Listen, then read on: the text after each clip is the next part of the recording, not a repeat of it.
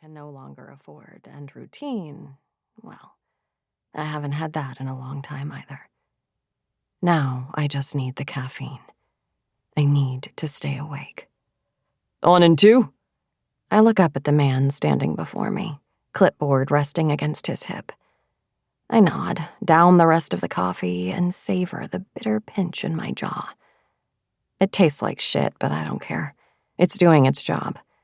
I dig my hand into my purse and pull out a bottle of eye drops, redness relief, and squirt 3 beads of liquid into each eye with expert precision.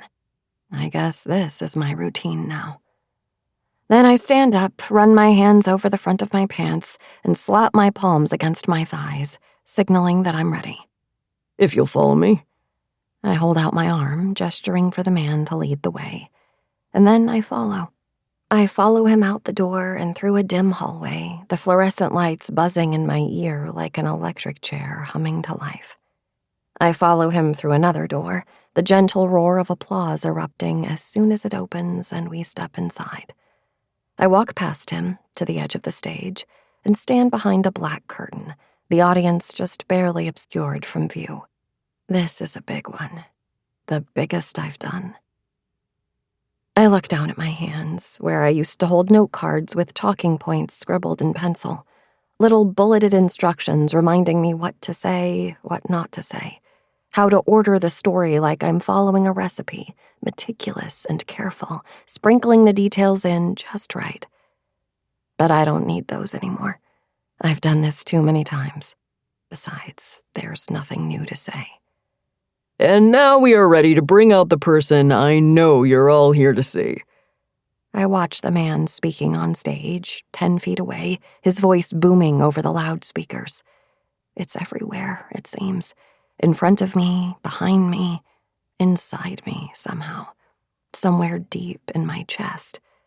The audience cheers again, and I clear my throat, remind myself why I'm here.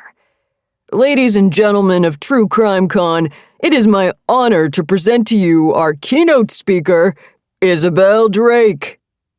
I step into the light, walking with purpose toward the host as he signals me on stage. The crowd continues to yell, some of them standing, clapping, the beady little eyes of their iPhones pointed in my direction, taking me in, unblinking. I turn toward the audience, squinting at their silhouettes.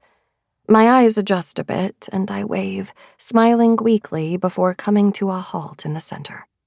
The host hands me a microphone, and I grab it, nodding. "Thank you," I say, my voice sounding like an echo.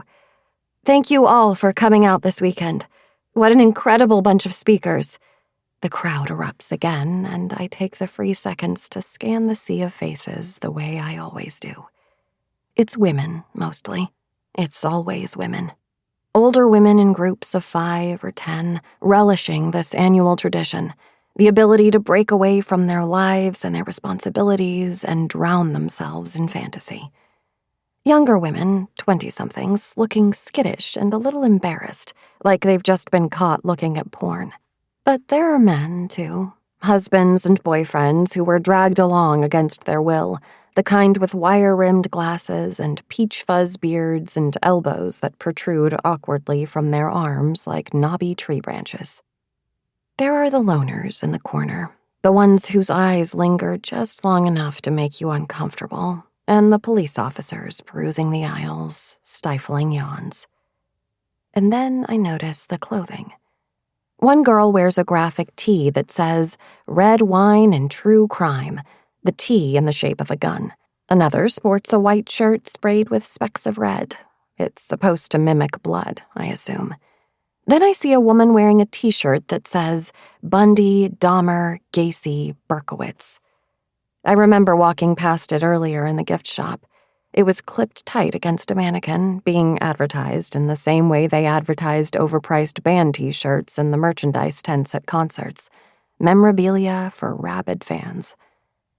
I feel the familiar swell of bile in my throat, warm and sharp, and force myself to look away. As I'm sure you all know, my name is Isabel Drake, and my son, Mason, was kidnapped 1 year ago, I say. His case is still unsolved.